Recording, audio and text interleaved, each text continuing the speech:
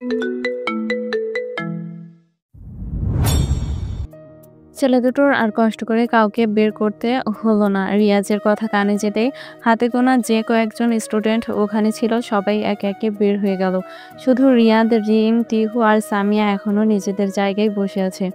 রিয়াজ ওদের সবার দিকে এক নজর চোখ বুলিয়ে নিয়ে নিজে গিয়ে ক্যান্টিনের দরজাটা লক করে দিল। তারপর পিছনে ঘুরে এক পা করে আদ্রিসার দিকে এগিয়ে যেতে লাগলো।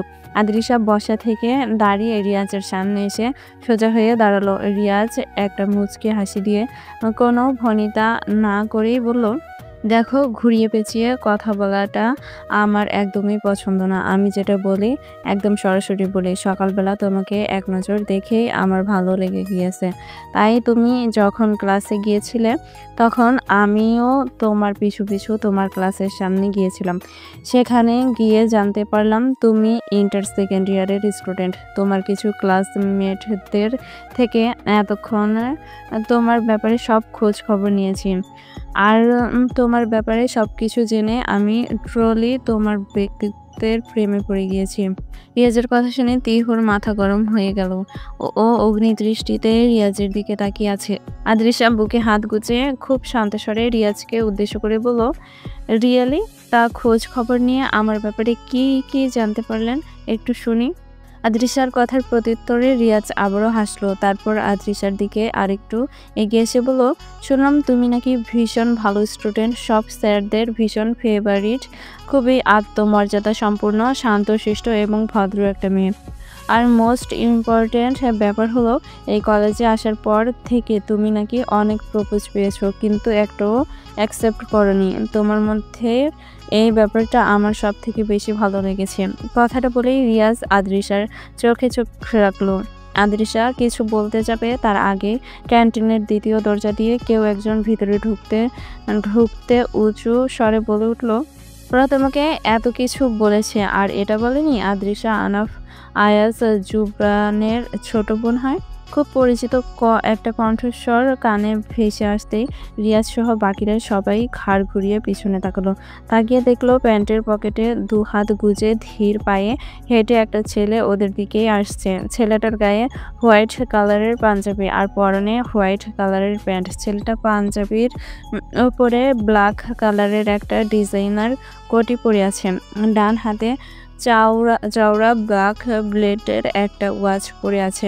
দু হাতের পাঞ্জাবির হাতা কোণে অবধি গুটিয়ে রেখেছে, যার জন্য দু হাতের লোমগুলো স্পষ্ট দেখা যাচ্ছে। ছেলেটাকে দেখে তিহু বিড়বিড় করে বলল, এই বেটা আবার এখানে আসলো কোথা থেকে? তিহুর কথাটা বলতে না বলতেই পাশ থেকে আদ্রিসা উৎফুল্ল কণ্ঠে বলে উঠল, হোয়াট টাইম ব্রো, ঢাকা থেকে কখন ফিরলেন? ছেলেটা এগিয়ে এসে এক হাতে আদ্রিসাকে জড়িয়ে ধরে বলল, এই তো একটু আগেই আসলাম। এসেই শুনলাম কেউ একজন নাকি তোর ব্যাপারে খোঁজ খবর করছে, তাই তার চাঁদপানা মুখখানা দেখতে আমি বাসায় না গিয়ে সোজা এখানে চলে আসলাম। কথাটা বলেই আয়াজ ঘাড় কাত করে রিয়াজের দিকে তাকালো। রিয়াজের শুকনো একটা ঢোক গিলে জোরপূর্বক একটা হাসার চেষ্টা করে আয়াজকে উদ্দেশ্য করে বলল, সরি ভাই, আসলে আমি জানতাম না যে আদ্রিসা আপনার বোন হয়, তাই ভুল করে আর কি। রিয়াজকে পুরো কথাটা শেষ করতে না দিয়েই আয়াজ রক্ষ কণ্ঠে বলল, ভবিষ্যতে এমন ভুল যেন ভুলেও আর না হয়।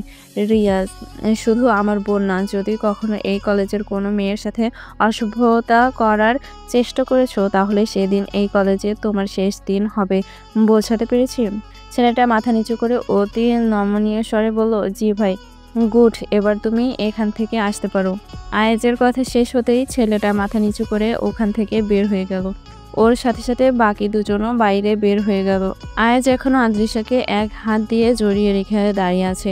তিহুর আগে ফোঁস করতে করতে কাউকে কিছু না বলে ব্যাগটা কাঁধে উঠিয়ে দরজার দিকে হাঁটা দিল। পিছন থেকে আদ্রিসা তিহুকে উদ্দেশ্য করে বলল, কোথায় যাচ্ছিস মিষ্টু? আদ্রিসার ডাক শুনে তিহু দাঁড়িয়ে গেল। তারপর পিছনে ঘুরে রাগে ফুঁসতে বলল, যেখানেই যাই তোর তাতে কি? তোর আদরের ভাই তো এসে গেছে, এবার তুই তাকে নিয়েই থাক। আমি যেখানে ইচ্ছে সেখানেই যাই। একদম আমাকে পিছু ডাকবি না, বলে দিলাম। তিহুর কথা শেষ হতে আয়াজ দুষ্টুমির ছলে বলে উঠল, সাবধানে যেও মিস টুকটুকি। হাঁটতে গিয়ে হোঁচট খেয়ে আবার ডাস্টবিনের পড়ে যেও না। এমনিতেই তো কথায় কথায় তোমার আবারও হোঁচট খাওয়ার অভ্যাস আছে। তিহু খিটখিটে গলায় বলল, আপনাকে না বলেছি একদম আমাকে টুকটুকি ডাকবেন না। মানা করার পরেও আবার টুকটুকি ডাকছেন। আপনাকে তো আমি। পুরো কথা শেষ না করতেই তিহুর আগে গটগট করে ওখান থেকে বের হয়ে গেল। তিহু যেতেই আয়াজ ফিক করে হেসে দিল। আদ্রিসা কোণে দিয়ে আয়াজের পেটে হালকা করে একটা গুঁতো দিয়ে বলল, উফ ভাইয়া, দেখলে তো ও রেগে আছে, তারপরেও অযথা ওকে রাগিয়ে দিলে কেন বলো তো? আয়াজ হাসতে হাসতে বলল, আমি আবার কি করলাম? ও তো বিনা কারণেই রেগে বোম হয়ে গেছে। আয়াজ জুবরান সম্পর্কে আদ্রিসার চাচাতো ভাই। আয়াজরা 3 ভাই বোন। প্রথমে আয়াজের বোন অনামিকা, তারপর মেজো হলো আয়াজ, আর সবার ছোট হচ্ছে ইয়াদ। আয়াজের বড় বোনের বিয়ে হয়ে গেছে, তার 2টো বাচ্চাও আছে। আয়াজ সিঙ্গাপুর থেকে নিজের স্টাডি কমপ্লিট করে এসে বর্তমান পলিটিক্সে জয়েন করেছে। সাথে কয়েকটা শেয়ার বিজনেসও ওর পার্টনারশিপ আছে। মূলত পলিটিক্সটা ওর প্যাশন ছিল, কিন্তু আপাতত এটা ওর লাইফের একটা পার্ট হয়ে গেছে।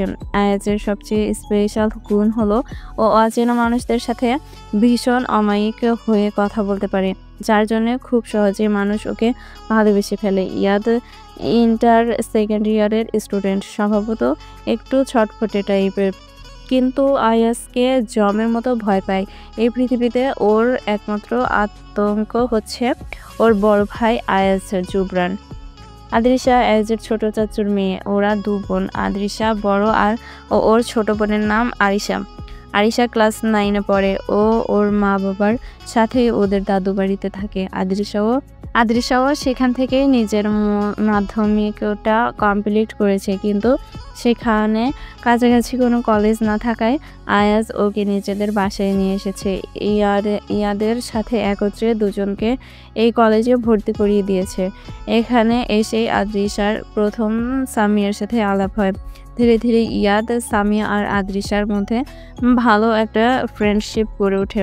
এর মধ্যেই দেখতে দেখতে ওদের ফার্স্ট ইয়ারের এক্সাম শেষ হয়ে যায়। ওরা সেকেন্ড ইয়ারে উঠে, আর এরপর রিমি এবং তিহু এসে ওই কলেজেই ভর্তি হয়।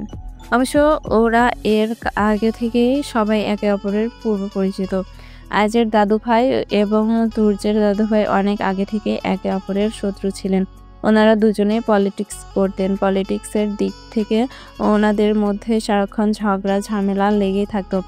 ওনাদের এই ঝগড়ার জন্য ওনাদের দলের লোকেরা সবসময় একটার পর একটা বিপদে পড়তো। তাছাড়া ওনাদের ঝগড়ার সুযোগ নিয়ে বাইরের লোকেরাও ওনাদের দলের লোকদের বিভিন্নভাবে প্রলোভন দেখিয়ে নিজেদের দলে নিয়ে নিত এবং ওনাদের ক্ষতি করার চেষ্টা করতো। একটা সময় ওনারা এসব বিষয়ে জানতে পেরে দুজন মিলে সিদ্ধান্ত নেয় যে ওনারা নিজেদের মধ্যে শত্রুতা মিটিয়ে নিয়ে বন্ধুত্ব করবেন।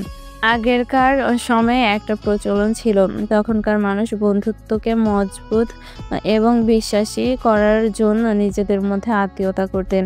ওনারাও সেটাই করেছিলেন। নিজেদের বন্ধুত্ব মজবুত করার জন্য আয়াজের ছোট চাচার এবং তুর্যের ফুপির বলি চড়িয়ে দিলেন।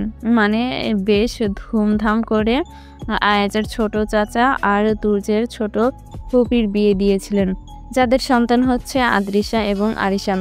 এরপর থেকে 2 পরিবারের মধ্যে বেশ ভালো বন্ডিং হয়ে গিয়েছিল। আদ্রিসা ভূমিষ্ঠ হওয়ার পর সেই বন্ডিং আরও স্ট্রং হয়েছে। বলা বাহুল্য, 2টো পরিবার মিলে এখন একটা পরিবার হয়ে গিয়েছে। ছোটবেলা থেকে তিহু আর আদ্রিসা আলাদা আলাদা জায়গায় বড় হয়েছে। বছরে 1-2 বার ওদের দেখা হতো, তাই তখন ওদের মধ্যে এত ভালো বন্ডিং ছিল না। তিহুর একমাত্র বেস্ট ফ্রেন্ড ছিল রিম। ওরা দুজন একসাথে মাধ্যমিক কমপ্লিট করেছে। তবে আদ্রিসা এখানে এসে ভর্তি হওয়ার পর ইয়াদ মাঝে মাঝে আদ্রিসা আর সামিয়াকে নিয়ে রিমের সাথে দেখা করতে ওদের স্কুলে যেত। তখন থেকেই আস্তে আস্তে আদ্রিসা সামিয়ার সাথে তিহুর ফ্রেন্ডশিপ হয়েছে। আর এখন তো ক্লাস এবং এইজের ডিফারেন্স থাকা সত্ত্বেও ওরা সবাই একে অপরকে তুই তোকারি করে বলে। ওদের কথাবার্তা শুনলে কেউ এখন সহজে বুঝতে পারে না যে ওরা সিনিয়র আর জুনিয়র। বাসের সামনে এসে রিক্সা থেকে নেমে ভাড়া মিটিয়ে গেটের মধ্যে ঢুকলো তিহু। পাশ থেকে কারো চেঁচামেচির শব্দ কানে আসতেই ঘাড় ঘুরিয়ে ওপাশে তাকালো।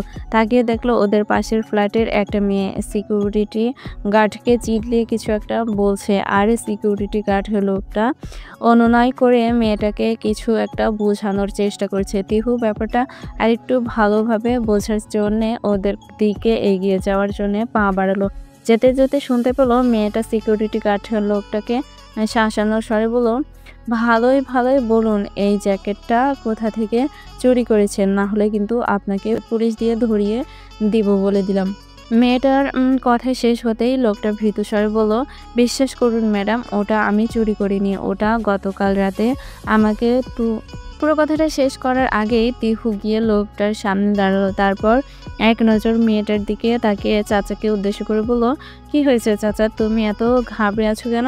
তিহুকে দেখে লোকটার চোখ থেকে টুপ করে 2 ফোঁটা পানি গড়িয়ে পড়লো। লোকটা এগিয়ে এসে তিহুর হাত দুটো চেপে ধরে অসহায় কণ্ঠে বলল, বিশ্বাস করো মা, আমি এটা চুরি করিনি। গতকাল রাতে তুর্য বাবা বাসায় ঢোকার সময় নিজে ওটা আমাকে দিয়ে গেছে। অতিরিক্ত ঠান্ডা ছিল তাই আমিও ওটা পরে নিয়েছিলাম। এখন যখন তুর্য বাবাকে ওটা ফেরত দেওয়ার জন্য ভিতরে যাচ্ছিলাম তখনই মাহি ম্যাডাম এসে আমার থেকে ওটা নিয়ে নিল আর বলল আমি নাকি ওটা চুরি করেছি, উনি নাকি আমাকে পুলিশ দিয়ে ধরিয়ে দিবেন। মা, দয়া করে তুমি ওনাকে বলো যে আমি ওটা চুরি করিনি। তোমারও যদি বিশ্বাস না হয় তাহলে তুর্য বাবাকে একটু কল করে নিচে আসতে বলো মা। তিহু দেখলো লোকটার হাত থরথর করে কাঁপছে, চোখ থেকে অনবরত পানি পড়ছে। ও মাহিকে কিছু বলতে যাবে তার আগেই মাহি লোকটাকে জোরে একটা ধাক্কা দিল। আচমকা আক্রমণে লোকটা টাল সামলাতে না পেরে মাটিতে পড়ে গেল। ও লোকটাকে এভাবে পড়ে যেতে দেখে তিহুর কলেজা কেঁপে উঠল। মাহি দাঁতে দাঁত চেপে চেঁচিয়ে বলল, একে তো চুরি করেছো, তার উপর আবার নাটক করছো। আমরা সবাই জানি তুর্য বাসায় নেই, ট্যুরে গেছে। তাহলে জ্যাকেটটা কি তুর্যের ভূত এসে তোমাকে দিয়ে গিয়েছে? মিথ্যাবাদী চোর একটা, তোমাকে এখনই আমি পুলিশে দিব। তিহু দ্রুত গিয়ে চাচাকে ফ্লোর থেকে উঠিয়ে দাঁড় করালো। চাচা বুকে হাত দিয়ে শব্দ করে কেঁদে দিলেন। তিহু ওনাকে ধরে একটা চেয়ারের ওপর বসিয়ে দিয়ে চোখের পানি মুছিয়ে দিতে দিতে বলল, কেঁদো না চাচা, তুমি শুধু 5টা মিনিট এখানে একটু ধৈর্য ধরে বসো। কথাটা বলে তিহু ওর কাঁধে থাকা ব্যাগটা ফ্লোরে ছুঁড়ে মেরে হনহন করে হেঁটে গিয়ে মাহির সামনে দাঁড়ালো। মাহি ফোন হাতে নিয়ে পুলিশকে জাস্ট কল দিতেই যাচ্ছিল। এর মধ্যেই একটা দাবাং মার্কা চড় খেয়ে ওর চোখের সামনে সবকিছু অন্ধকার হয়ে গেল। ও কোনো রকম নিজেকে সামনে তাকাতেই তিহু ওর অন্য গালে ঠাঁটিয়ে আরেকটি চড় মারল। মাহি কিছু বলতে চেয়েও বলতে পারছে না। একটার পর একটা চড় এসে ওর গালের উপরে পড়ছে। চাচা কান্না বাদ দিয়ে হাঁ করে তাকিয়ে তিহুর কাণ্ড দেখছে। বিল্ডিং এর সবাই একে একে নিচে নেমে এসে ভিড় করেছে। তুর্য মাত্র ঘুম থেকে উঠে ব্যালকনিতে এসেছিল। এসে বাইরে তাকাতেই মাহিকে সিকিউরিটি চাচাকে ধাক্কা দেওয়ার বিষয়টা দেখতে পেয়েছিল। এটা দেখে ও দ্রুত দৌড়ে নিচে এসেছিল ঠিকই, কিন্তু আপাতত ও একপাশে বুকে হাত দিয়ে সোজা হয়ে দাঁড়িয়ে আছে। তিহু মাহিকে মারতে মারতে এক পর্যায়ে ওকে মাটিতে ফেলে দিল। তারপর ওর পেটের ওপরে পরপর 2টো লাথি মারল। এর মধ্যেই মাহির মা এসে তিহুকে ধাক্কা দিয়ে দূরে সরিয়ে দিয়ে মাটিতে বসে মাহিকে জড়িয়ে ধরে হাউমাউ করে কেঁদে দিল। মাহির বাবা তিহুর সামনে এসে ওকে চড় মারার জন্য হাত উঠাতেই তিহু খপ করে ওনার হাতটা ধরে ফেলল। তারপর দাঁতে দাঁত চেপে মাহির বাবাকে উদ্দেশ্য করে বলল, এই চড়টা আমাকে না মেরে আপনার মেয়ের গালে মারুন আঙ্কেল, কারণ আপনার মেয়ে মানুষরূপী একটা জানোয়ার। তিহু কথাটা বলার সাথে সাথেই লোকটা ছাড়া মেরে ওর হাত থেকে নিজের হাতটা ছাড়িয়ে নিল। তারপর রাগে গর্জে উঠে বলল, জানোয়ার আমার মেয়ে না, জানোয়ার হচ্ছে তুমি, গুন্ডা মেয়ে একটা।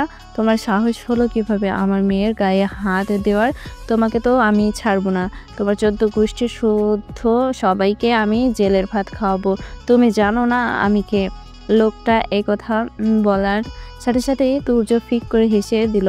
ওর হাসির শব্দে সবাই ঘাড় ঘুরিয়ে পিছনে তাকালো। তুর্য হাসতে হাসতে এগিয়ে এসে লোকটার সামনে দাঁড়িয়ে বলল, এতক্ষণ অনেক কষ্টে নিজের হাসি চেপে রেখে দাঁড়িয়েছিলাম, কিন্তু বিশ্বাস করেন আঙ্কেল, আপনার জোকসটা এত ফানি ছিল যে আমি কিছুতেই না হেসে পারলাম না। কথাটা বলে তুর্য আবারও হেসে দিল। এতে লোকটা আরো বেশি ক্ষিপ্ত হয়ে গেল। মাহি অবাক হয়ে তুর্যের দিকে তাকিয়ে আছে। ও বুঝতে পারছে না যে তুর্য এখানে কিভাবে আসলো। ওর এসব ভাবনার মধ্যেই ওর বাবা তুর্যকে উদ্দেশ্য করে বলে উঠল, দেখো তুর্য, তুমি এসবের মধ্যে ঢুকো না। আমি তোমার বাবাকে যথেষ্ট সম্মান করি, তাই আমি চাই না তুমি এসবের মধ্যে জড়াও। তোমার জন্য এটাই ভালো হবে যে তুমি এসব থেকে দূরে থাকো। কথাটা বলে উনি তুর্যের দিকে থেকে চোখ সরিয়ে তিহুর দিকে তাকালেন। তারপর চোয়াল শক্ত করে বললেন, তোমাকে আমি ছাড়বো না মেয়ে। তুমি আজকে যেটা করলে তার জন্য তোমাকে সারা জীবন পস্তাতে হবে। চলো, তোমার বাবা মাকে, গার্ডিয়ান যারা আছে সবাইকে ডেকে নিয়ে আসবে। চলো, তোমার মতো উগ্র একটা মেয়েকে আর তার ফ্যামিলিকে আমরা কিছুতেই এখানে থাকতে দেব না। কথাটা বলে লোকটা তিহুর দিকে হাত বাড়াতে নিলেই তুর্য খপ করে ওনার হাতটা ধরে পেল। তারপর বেশ শান্ত কণ্ঠে বলল, আপনার যা বলার আপনি আমাকে বলতে পারেন, কারণ এই মেয়েটার বাবা মা, গার্ডিয়ান সবকিছু আমি নিজেই। তুর্যের কথা শুনে লোকটা অবাক কণ্ঠে বলল, মানে? তুর্য ঠোঁট বাঁকিয়ে হেসে বলল, আপনারা কিছুদিন আগে এই বাসায় এসেছেন তো, তাই বোধহয় এখনও জানেন না। আপনি যে মেয়েটাকে এতক্ষণ বাসা থেকে বের করে দেওয়ার হুমকি দিয়েছেন, সেই বাসাটা এই মেয়েটার দাদুর। মানে হলো এই মেয়েটা আমার ছোট বোন। তুর্যের কথা শুনে লোকটার চোখ জোড়া রসগোল্লার মতো হয়ে গেল। ওনারা মাত্র কিছুদিন হলো এই বাসায় উঠেছেন। এর মধ্যে তুর্যদের ফ্যামিলির কারোর সাথে ওনাদের আলাপ হয়নি। শুধুমাত্র তুর্য আর তুর্যের বাবাকেই ওনারা চিনেন।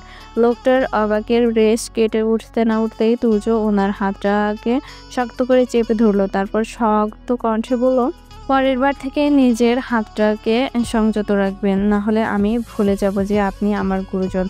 কথাটা বলে তুর্য লোকটার হাতটাকে একটা ঝাড়া মেরে ছেড়ে দিল। তারপর এগিয়ে গিয়ে একজন লোককে দিয়ে সিকিউরিটি চাচাকে হসপিটালে পাঠিয়ে দিল। চাচা বুকে ব্যথায় ছটফট করছিলেন। সিকিউরিটি চাচাকে পাঠানোর পর তিহু গিয়ে মাহির সামনে দাঁড়ালো। মাহি এখনো ফ্লোরে পড়ে আছে। ওর মা ওর মাথাটাকে নিজের কোলের ওপর রেখে কেঁদে যাচ্ছে। তিহু কাঠ কণ্ঠে মাহিকে উদ্দেশ্য করে বলল, চাচা হসপিটাল থেকে ফিরলে চাচার কাছে গিয়ে হাত জোর করে ক্ষমা চাইবে। আর যদি ক্ষমা না চাও তাহলে এখন তো শুধু চর মেরেছি, এরপর তোমার হাত পা ভেঙে তোমাকেই আমি হসপিটালে ভর্তি করিয়ে দিয়ে আসবো। কথাটা মাথায় থাকে যেন। কথাটা বলে তিহু বাসার দিকে হাঁটা দিল। তুর্য সবাইকে ভিতরে যেতে বলে নিজেও তিহুর পিছনে ভিতরে চলে গেল।